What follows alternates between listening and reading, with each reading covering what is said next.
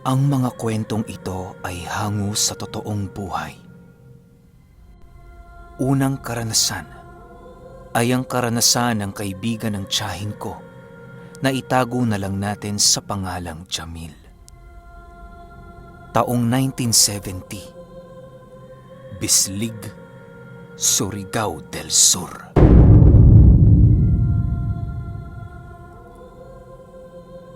Itong mga panahong ito, kasalukuyang nasa edad 11 taong gulang pa lamang itong si Jamil. Pangalawa siya sa kanyang mga kapatid, kaya maaga pang namulat si Jamil sa trabaho. Di naman gaanong mahirap ang buhay nila Jamil, pero kailangan nilang magtrabaho sa kadahilanang yon ang nais ipamulat sa kanila ng kanilang mga magulang. Nais ng mga magulang ni Jamil na mamulat sila sa hirap upang matuto silang magpahalaga ng mga bagay na kanilang nakuha sa kanilang pagsusumikap.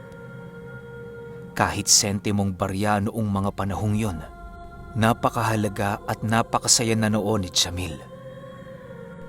Iniipon niya ang mga sentimong kanyang nakukuha sa bawat araw na dumaraan na merong pag-asang balang araw makakaipon din siya ng malaking halaga. Isang araw, maaga pang umalis si Jamil at ang kanyang kapatid upang magpasweldo sa kanilang baryo. Lahat ng gawaing pwede nilang pagkakitaan, hindi nila yon tinatanggihan. Nay, alis na ho kami ni Kuya. Mamayang hapon ho, babalik kami.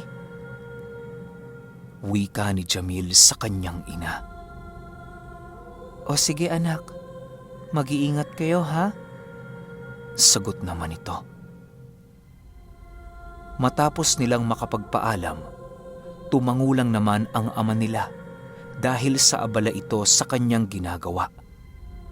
Gumagawa kasi yon ng mga sisidlang binibenta nila sa merkado na siyang pangunahing ginagamit noon sa pamamalengke.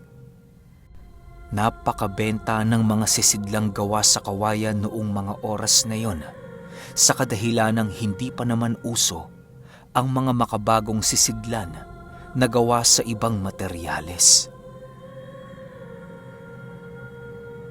Habang naglalakad sila Jamil sa daan, hindi nila alintana ang init ng panahon. Medyo may kalapitan lang naman kasi ang kanilang baryo sa kanilang tahanan at halos 10 minuto lamang ang kanilang bubunuin sa kanilang paglalakad. Sa pagdating nila Jamil sa baryo, inisa-isa nila ang mga nakikita nilang bahay na akala nilang merong ipapagawang gawain. Sa pag-iikot nila Jamil, may mga iilang pamilya ang nagpatrabaho sa kanila. Kung hindi sila nito pinapatabas ng mga damo, pinapagawa sila nito ng mga upuan sa kanilang bakuran. Masayang-masaya noon sila Jamil sa kadahilanang napakarami na nilang nakukuhang barya mula sa katas ng kanilang trabaho. Dahil sa ramdam nila ang swerte noong mga oras na yon, hindi sila tumigil kahit pasado na ng kainan. Damaman nila ang gutom, pero hindi yun naging hadlang sa kanilang trabaho. Jamil, nagugutom ka na ba? Wika ng kanyang kuya habang sila ay nagtatrabaho. Hindi pa naman Kuya. Ikaw ba? Tanong ni Jamil. Hindi pa din. Sige, bilis-bilisan na natin tong ginagawa natin nang sa gayoy makapagpahinga na tayo. Sagot naman ng kanyang kuya. Nagkukumpuni sila noon ng aparador na ipinagawa sa kanila, kaya medyo mabigat ang kanilang naging trabaho. Maliban sa bigat ng trabaho, dinagdagan pa ito ng gutom ng kanilang mga sikmura. Lahat ng sakripisyo noon nila Jamil, kanilang tinitiis upang makakuha lamang ng baryang kapalit ng kanilang serbisyo. Sa pag-aayos ni Jamil ng aparador, bigla siyang natigilan nang meron siyang nakitang isang bato na ibang-iba sa kanyang paningin. Nakita niya ang batong yon sa pinakailalim na lagayan ng aparador. Ilang minuto niya pa itong tiningnan dahil sa hindi siya makapaniwala na may ganoong uri ng bato siyang masisilayan. Paglalarawan ni Jamil sa batong yon, meron itong malaugat papaikot sa katawan nito at kulay berde ang kulay ng bato. Nang makapagdesisyon na si Jamil, agaran niyang kinuha ito ng walang pag-aalinlangan. Hindi naman kasi masasabing pagnanakaw yon, gawa ng bato lang naman ang kanyang kinuha sa aparador. Hindi ito napansin ng kanyang kuya, kaya nagpatuloy na lamang siya sa kanilang ginagawa na para bang walang nangyari. Sa pagtapos ng kanilang trabaho, agaran din naman nilang pinasa ng sabay ang aparador na yon upang ibalik sa kanilang pinagtrabahuhan. Matapos nilang maibalik ang aparador, doon na ibinigay sa kanila ang sahod sa kanilang trabaho. Napakasaya noon ni Jamil sa kadahilan ng 5 piso ang kanilang natanggap para sa ginawa nilang serbisyo. Kuya, mamaya namang hapon tayo maglibot. Medyo nagugutom na kasi ako eh. Wika ni Jamil sa kanyang kuya. Nang marinig ito ng kanyang nakatatandang kapatid, napagdesisyonan nitong bumili ng 2 tinapay upang kanilang maging pantawid gutom. Hindi naman noon nagreklamo si Jamil, gawa ng nag-iipon nga sila ng salapi, kung kaya't tinitipid nila ang paggastos sa kanilang mga sinasahod. Sa pagsapit ng hapon, balik trabaho na naman sila Jamil. Kung ano-ano ang ginagawa nila noon, kagaya ng pag-aayos ng mga lagayan ng halaman at paggawa ng bakod sa bawat tahanan. Kahit pagod na noon ang magkakapatid, pinili nilang ipagpatuloy ang kanilang trabaho. Hindi nila tinantanan ang lahat ng iyon hanggat hindi tumatalikod si Haring Araw sa kanilang kinaroroonang lupain. Halos nakasampung bahay sila Jamil noon sa kanilang baryo, kung kaya't medyo may kalakihan ang kanilang sinahod. Pagbalik nila sa kanilang tahanan, pinili nilang dumaan na muna sa merkado upang bumili ng kanilang ulam. Ang batong nasa bulsa noon ni Jamil ay tila ba nakalimutan na niya ito dahil sa kanyang pagiging abala noong araw na yon. Ang binili nilang ulam noon sa merkado ay isang tuyong nagkakahalaga lamang ng sentimo. Tamang-tama na ang tuyong yon para sa kanilang magiging ulam ng buong pamilya. Pagdating nila sa kanilang tahanan, agaran din namang isinugba nila Jamil ang tuyo sa nagniningas na apoy ng kanilang kalan. Sa pagsapit ng gabi, naalala ni Jamil ang batong kanyang nakita. Dahil hindi niya nagawang magpalit ng kanyang kasuotan, kaya dinukot na lamang niya ang bato sa kanyang bulsa. Pagtingin dito ni Jamil, manghang-mangha talaga siya sa batong nakita niya. Animoy isa itong mamahaling bato dahil sa kinang at kagandahan nitong taglay. Sa patuloy na pagsipat dito ni Jamil, doon niya nasilayan ang isang napakaliit na sombrero na nasa loob ng batong kanyang nakita. Inilawan niya pa ito ng kanilang gasera upang kumpirmahing isangang sombrero ang nasa loob nito. Nang mailawan na ito ni Jamil, doon niya nakumpirmang totoo nga ang kanyang mga nasilayan. Sa isip niya noon, baka isa lamang laruan ang batong yon ng anak ng may-ari ng aparador. Hindi niya ito inisipan ng kung ano-ano sa kadahilan ng wala siyang kaide-ideya sa batong kanyang hinahawakan. Ilang minuto pa ang lumipas Dahil sa pagod, tuluyan na ngang nakatulog itong si Jamil. Sa pagtulog niya ng mahimbing, meron siyang napaginipang kakaiba. Ayon kay Jamil, na habang natutulog siya noong mga oras na yon, biglang merong pumasok na panaginip sa kanyang isipan. Ang napaginipan noon ni Jamil, isang maliit na taong gawa sa buhangin ang kasuotan. Kulay ginto ang mga mata nito at wala yung mga buhok sa katawan. Lumulutang din yon sa kanyang harapan, kaya labis-labis ang kanyang pagkamangha sa nilalang na yon. Masaya ako't ikaw ang nakakuha ng batong tinago ko. Gamitin mo nawa yan sa kabutihan at sa kaunlaran ng inyong pamilya. Itago mo yan at iwasang ipakita sa ibang tao. Sa oras na merong makakita niyan sa'yo, magdudulot lamang ito ng hindi ka nais-nais na pangyayari sa iyong buhay. Kaya sa iyong mga mahal sa buhay, iwasan mong hindi nila malaman ang tungkol sa batong ibinigay ko sa iyo. Bukas, tingnan mo ang mga naipon mong barya at ika'y mamamangha sa iyong mga makikita. Wika ng nilalang sa malumanay at napakaliit nitong tinig.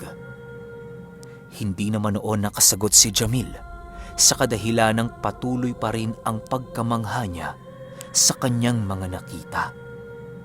Ang lahat ng sinabi ng nilalang ay para bang hindi niya yun narinig o naintindihan man lang. Matapos nitong makapagsalita sa kanya, pinili nitong dalhin si Jamil sa isang lugar na napakapamilyar sa kanya.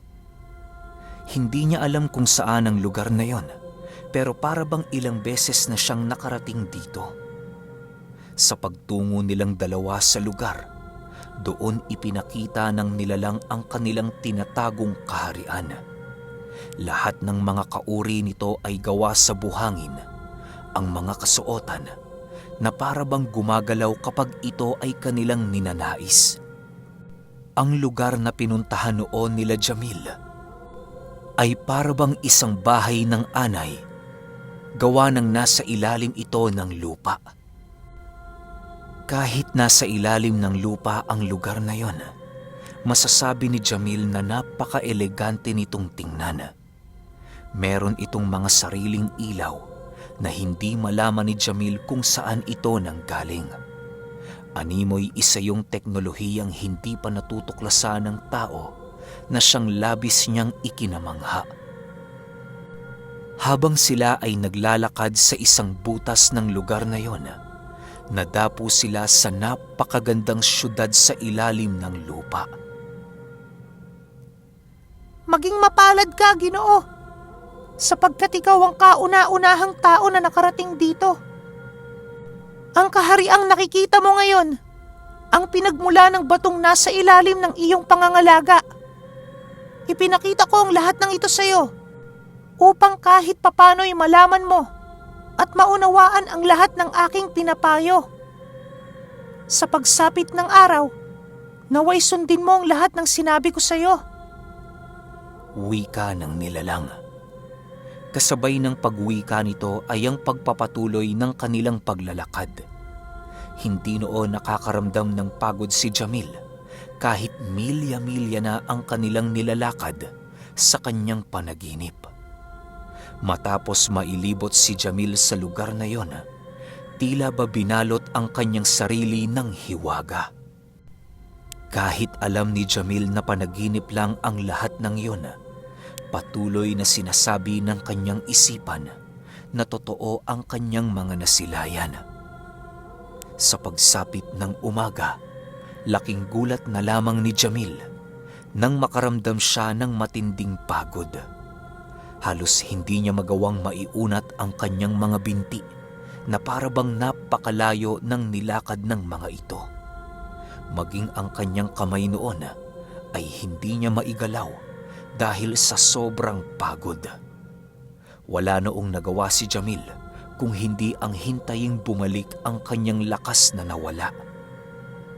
Isang oras pa ang lumipas, unti-unti nang nakagalaw itong si Jamil.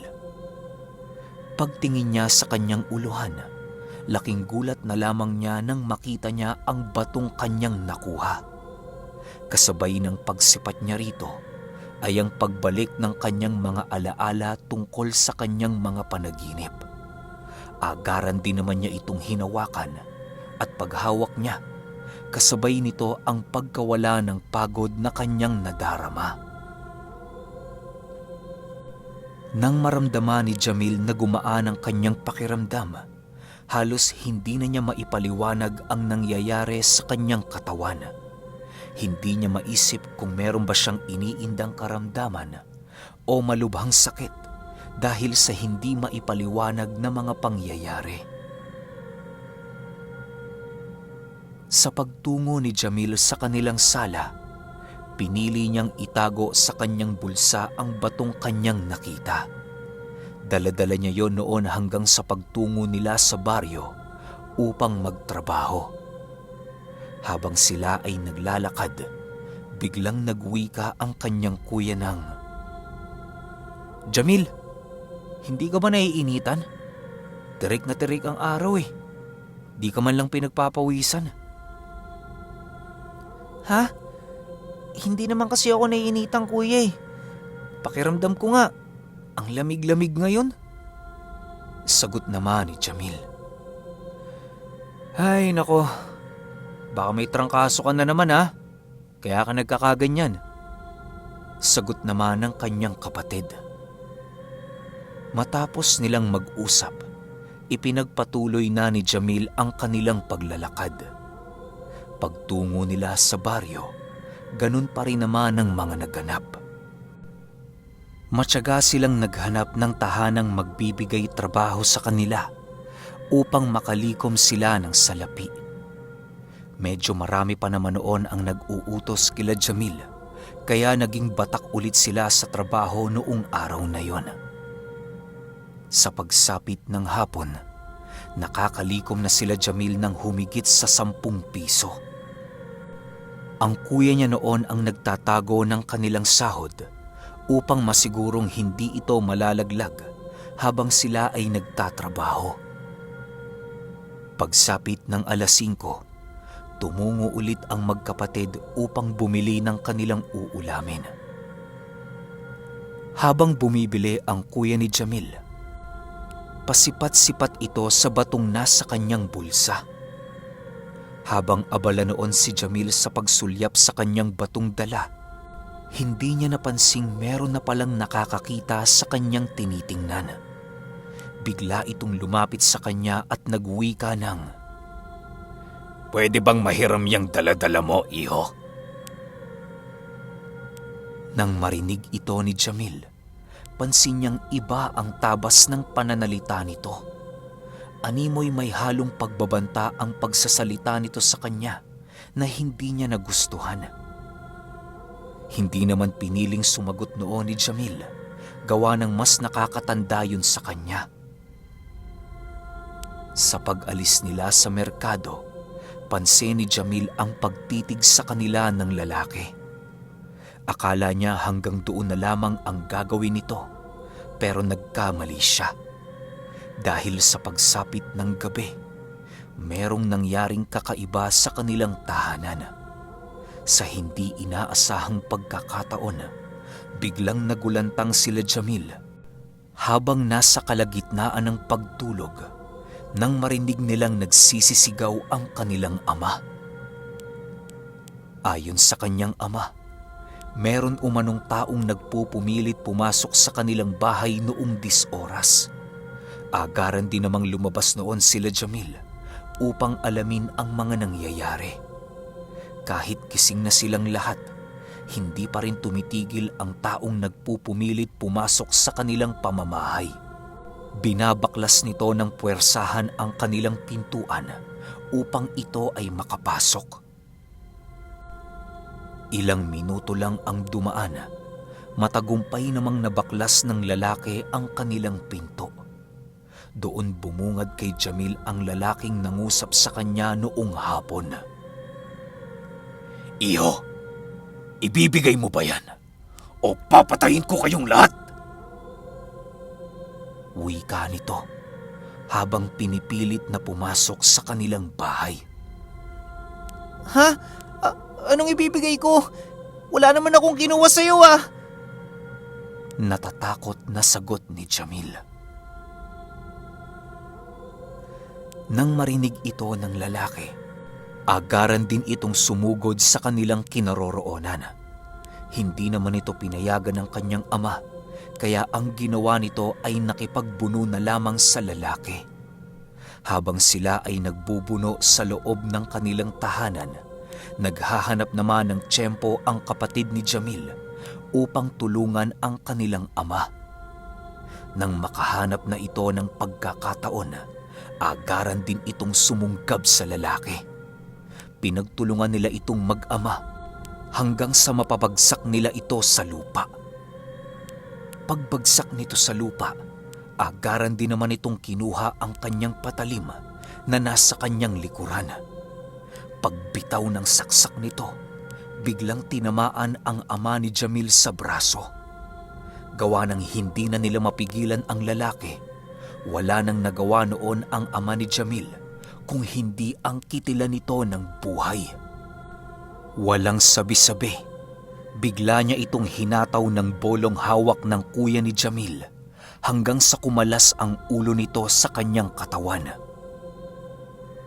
Kasabay ng pagkamatay ng lalaki ay ang pag-iyakan nila Jamil dahil sa takot. Lahat sila ay halos magsipulasan sa kanilang pamamahay dahil sa mga nangyari. Kinaumagahan, sumuko din naman ang kanyang ama sa mga otoridad.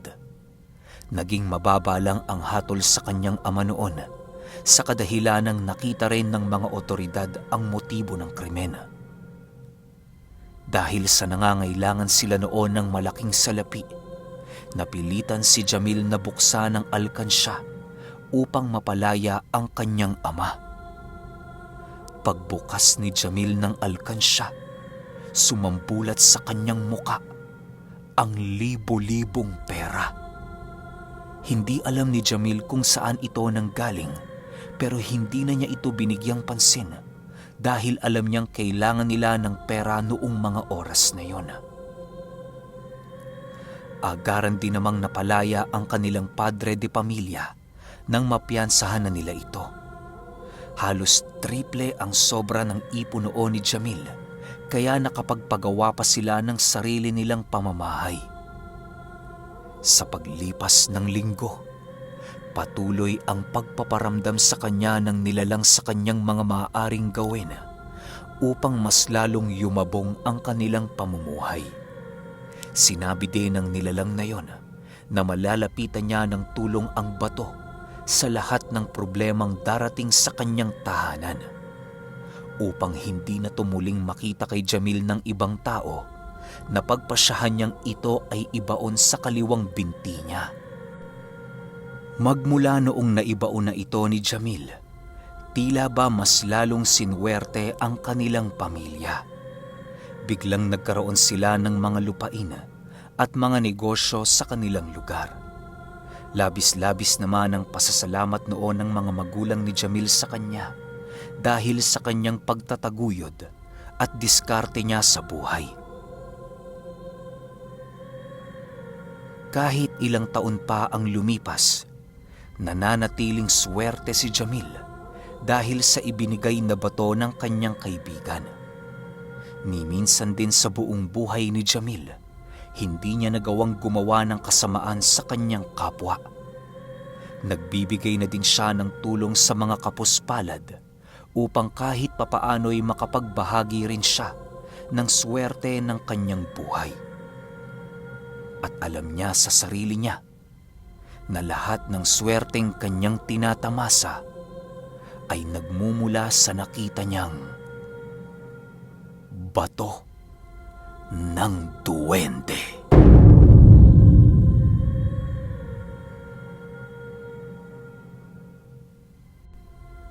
Ikalawang karanasan. Ito naman ay karanasan ng kaibigan ng tiyuhin ko na itago natin sa pangalang Renny. Taong 1999, San Luis, Aurora.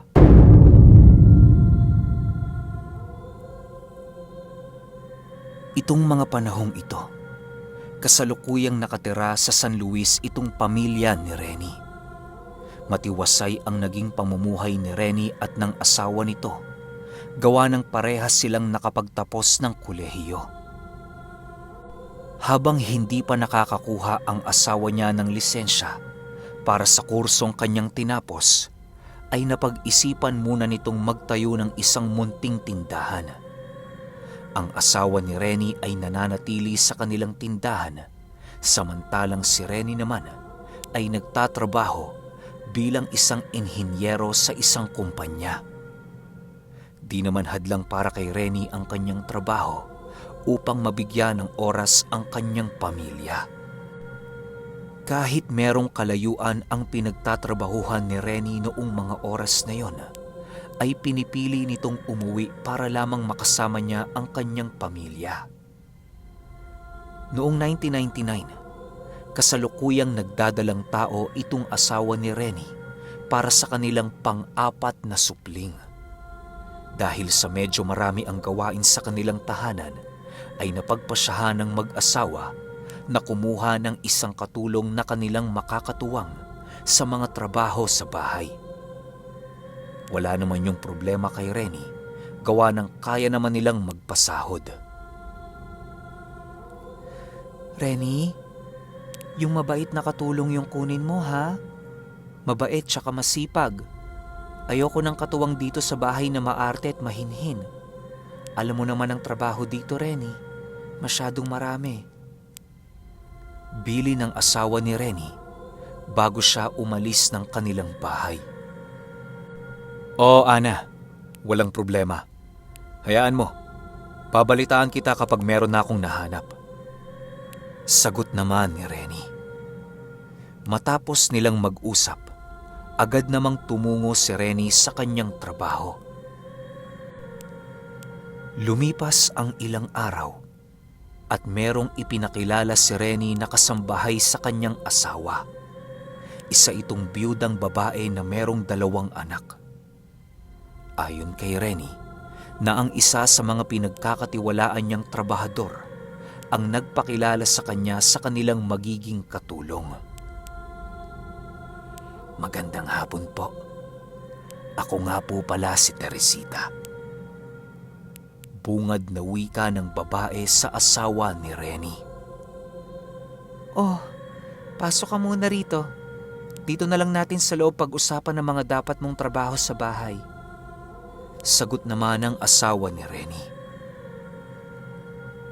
Habang sila ay nag-uusap, wala namang kakaiba sa biyudang kanilang magiging kasambahay. Palagi lang yun nakangiti na tila ba isa itong masayahing tao. Lahat ng sinasabi ng asawa ni Renny ay pinapakinggan nitong maigi upang maging maayos ang kanyang maibibigay na serbisyo sa mag-asawa. Sa pagtagal ng kanilang pag-uusap, medyo nakakaramdam ng kirot sa kanyang tiyan ang asawa ni Renny. Dahil sa malalim na ang gabi noong mga oras na yon, kaya napagpasyahan na lamang nilang ipagpabukas na ang mga naudlot na usapan tungkol sa trabaho ng biyuda. Doon na din nila pinatulog si Teresita sa kwartong nakalaan para sa kanilang magiging katulong. Sumapit ang umaga at napansin nila Renny na maaga pang gumagawa ng gawaing bahay itong si Teresita. Animoy 3:00 pa lamang ng umaga ay nagtatrabaho na ito. "Magandang umaga ho, Mang Renny." Bungad na wika ni Teresita. "Magandang umaga din sa'yo, Teresita. Ano, nakapagkape ka na ba?" Sagot naman dito ni Renny. Tumangulang naman ito upang sumang-ayon sa sinabi ng amo niya. Matapos nilang makapag-usap, bumalik na sa pagtatrabaho si Teresita. Ang asawa naman ni Renny ay nananatili pang tulog noong mga oras na yon. Nang magising ito ay siya namang pagpapaalam ni Renny na tutungo na ito sa kanyang trabaho. Habang patagal ng patagal si Teresita sa kanilang bahay, ay pansin na ng asawa ni Renny ang laki ng pinagkaiba ng presensya ng kanilang bahay noong wala pa ang kanilang katulong. Hindi naman niya ito gaanong pinapansin, gawa ng abalang-abala siya sa kanilang negosyo. Animoy ang ugali ng biyudang yon ay paiba ng paiba habang tumatagal ito sa kanilang pamamahay. Maging ang mga anak nila Renny ay tila ba ilag dito ng sa hindi malamang dahilan. Lumipas pa ang ilang buwan at sa unang pagkakataon, nagparamdam sa kanila ang kanilang kasambahay. Habang sila ay natutulog, nang sa hindi inaasahan, ay biglang nakarinig si Renny ng kakaibang huni sa loob mismo ng kanilang tahanan. Dahil sa hina ng paghuni, hindi niya gaanong napansin kung nasaan ang kinaroroonan nito. Ang buong akala ni Renny ay isa lamang itong hayop na gumagala sa kanilang tahanan. Pagtingin ni Renny sa kanyang asawa, laking gulat na lamang niya nang makita niya itong nakadilat habang hinahawakan ang kanyang tiyan. Pilit sumisigaw ang asawa ni Renny, ngunit hindi nito magawang makalikha ng ingay. Umuunat-unat lang ang asawa niyang yon habang nakabuka ang bunganga. Ana! Ana! Gising! Sigaw ni Renny sa kanilang kwarto. Kasabay ng pagsigaw ni Renny ay ang pagkawala ng huni na kanyang naririnig. Ilang minuto lang ang lumipas at pumasok na rin sa kanilang silid ang kanilang mga anak. Ang asawa naman ni Renny ay tuluyan ng nagising sa nakakapangilabot nitong panaginip. Walang kaalam-alam ang magpamilya kung ano ang tunay na sanhi sa nangyaring yon. Sa bawat paglipas ng araw, patindi na ng patindi ang pagpaparamdam ng kakaibang nilalang sa kanilang tahanan. Ang biyudang naging katulong nila Renny ay unti-unti nang nagbabago ng ugali. Dahil sa masyadong pasensyoso si Renny, palagi niya itong iniintindi, gawa ng mahihirapan silang pamilya kapag nawala ang kanilang kasambahay. Ganun pa rin naman ang ginagawa ng kanilang kasambahay, masipag sa trabaho at hindi nagrereklamo. Ang tanging napapansin lang ni Renny kakaiba sa katulong nila ay ang panlilisik ng mga mata nito tuwing naghuhugas ng mga pinggan tuwing sasapit ang gabi. Hiwalay na din itong kumain sa kanila, gawa ng ang panganay na anak ni Renny ang nakatalaga sa pagluluto. Kahit anong masarap nilang ulam ay hindi nito tinitikman, lalo na kapag merong kalamansi ang pagkain. Sa paglipas pa ng araw, patuloy pa rin ang pagrinig nila Renny sa kakaibang huning nasa loob ng kanilang tahanan. Dahil sa palaging nangyayari ang ganoong sitwasyon sa kanilang bahay, napag-isipan na ni Renny na kumonsulta sa isang albularyo. Pagdating ni Renny sa bahay ng albularyo, ay hindi niya gaanong naisalaysay ang pangyayari sa loob ng kanilang bahay. Kaya imbis na matukoy ng albularyo ang sanhi ng kanilang problema, ay naging bigo ito. Ang tanging naitulong ng albularyo sa pamilya ni Renny ay sa pamamagitan lamang ng pagbigay ng pangontra para sa buntis niyang asawa. Nang makuha na ni Renny ang pangontra, binigay niya ito kaagad sa kanyang asawa ng pasimple. Kahit ang mga anak ni Renny, Walang nakakaalam sa pangontrang ibinigay niya. Isang gabi, habang sila ay kumakain, pansin ni Renny ang pag-ilag ni Teresita habang kumakain. Tersing, may sakit ka ba? Kanina ka pa palingon-lingon dyan habang kumakain ah. Wika ni Renny. Wala naman ho. Medyo napagod lang ho ako. Natatarantang sagot ni Teresita. Oh, Aling Tersing, sinabaw ang baboy yan. Nako, masarap yan. Wika ng panganay na anak ni Renny. Dahil sa ibinuhos ng panganay na anak ni Renny ang ulam sa platong pinagkakainan ni Teresita, ay hindi na yon nakatanggi. Kahit napakasarap ng ulam, pansin nila Renny ang pagkadiri ni Teresita sa kanyang kinakain. Panay hawak din ito sa kanyang puwak na parabang nasusunog ito. Kasabay ng paghagod ng puwak ni Teresita ay ang panunumbalik ng dinaramdam ng asawa ni Renny. Renny, paalalay naman oh. Sumasakit na naman ang tiyan ko eh. Wika ng asawa ni Renny. Nang marinig ito ni Renny, dali-dali naman niyang inakay si Ana patungo sa kanilang silid. Nang marating nila ang kanilang kwarto, agad namang inilagay ni Renny ang naiwang pangontrang bigay sa kanila ng albularyo. Pagbalik ni Renny ng pangontra, ay siya namang paghupa ng nararamdaman ng kanyang asawa. Habang sila ay nakahiga, napag-usapan nila Renny kung ano ang sanhi ng pagkasakit ng kanyang tiyan. Sa pagtagal ng kanilang pag-uusap, ay biglang nagwika si Renny ng, Ana, sa akin lang ha, hindi kaya aswang itong si Teresita? Di naman ako gaanong sigurado, pero marami na akong narinig na ganitong uri ng mga pangyayari. Hindi mo ba nahahalata? Hindi kumakain si Teresita ng mga pagkaing luto ni Abel. Masigla din ito sa gabi at matamlay sa umaga. Tapos sa gabi, nanlilisik yung mga mata nito.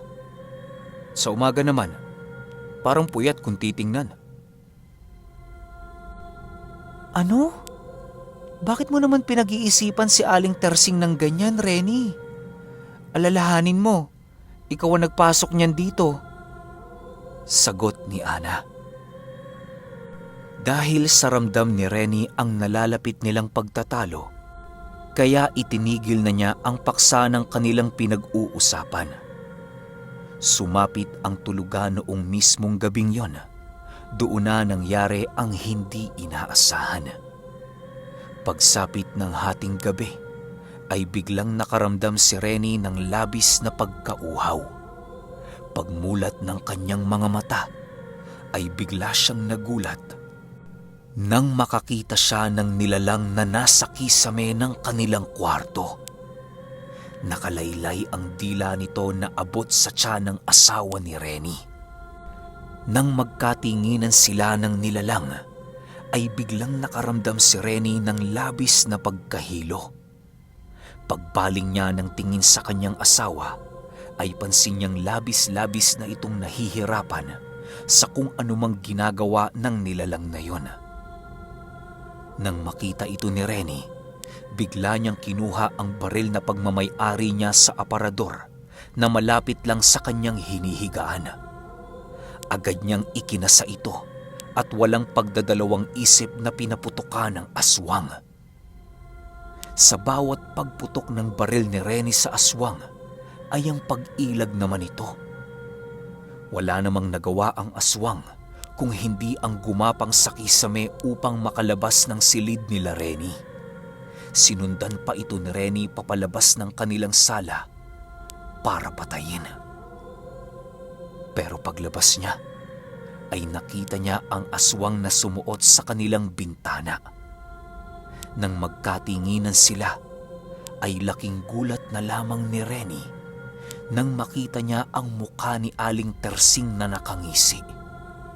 Dumidila-dila pa yun kay Renny hanggang sa tuluyan na itong lumisan. Pag-alis ng aswang sa kanilang tahanan, ay agad na ikinandado ni Renny ang kanilang bintana upang hindi na muli pa itong makabalik. Pagbalik ni Renny sa kanilang silid, ay nadatnan niyang natutulog ng mahimbing ang kanyang asawa. Dahil sa pag-aalala, ay ginising niya ng ginising si Ana upang kausapin ito. Agad namang nagising ang asawa ni Renny dahil sa kanyang ginagawa. Ayon sa asawa niya na, wala naman siyang naramdamang kakaiba noong natutulog siya. Dahil sa sinabi nito ay napanatag ang isip ni Renny na walang nangyaring masama sa mag-ina niya. Dahil din sa alingaw-ngaw ng barel, kaya maraming tao ang nakiusyoso sa pamamahay nila Renny. Ang mga naiwang gamit ni Teresita ay sinunog din nila Renny upang wala ng bakas ang makikita sa bahay nila na konektado sa aswang na yon. Sumapit ang pang-8 buwan at biglang nanganak ang asawa ni Renny. Habang ito ay nasa banyo, ay biglang lumabas ang sanggol sa tiyan nito na wala ng buhay. Napakaputla ng sanggol na yon na tila ba matagal na itong namaalam. Dahil sa mga pangyayaring naranasan ni Ana, kaya labis-labis na trauma ang sinapit nito. Ayaw na nitong makakita ng ibang taong nasa loob ng kanilang tahanan dahil sa natatakot na ito na baka kagaya na naman ito ni Aling Tersing. Dahil sa mga pangyayari, ikinonsulta na nila Renny sa albularyo ang kanilang mga naranasan. Ayon sa albularyo, na totoong aswang ang naging kasambahay nila. Di nila ito gaanong napansin, gawa ng wala silang gaanong pangontra sa kanilang tahanan. Napakadaling malinlang ng mga ordinaryong taong walang alam ayon sa albularyo. Kaya nagmadali ang aswang na kunin ang sanggol ni Ana dahil sa nakita nitong meron ng pangontrang nakasabit dito. Kung wala pa itong pangontra, ay maaaring paabutin pa ng aswang ang pang-9 na buwan ng sanggol bago niya ito kainin. Dagdag pa ng albularyo na mas masarap para sa aswang ang mga sanggol na nasa panghuling buwan nila sa tiyan ng kanilang mga magulang. Magpahanggang ngayong panahon ay hindi pa rin mawala sa isip ni Renny ang naging karanasan nilang mag-asawa noong aksidente silang nakakuha ng kasambahay na aswang.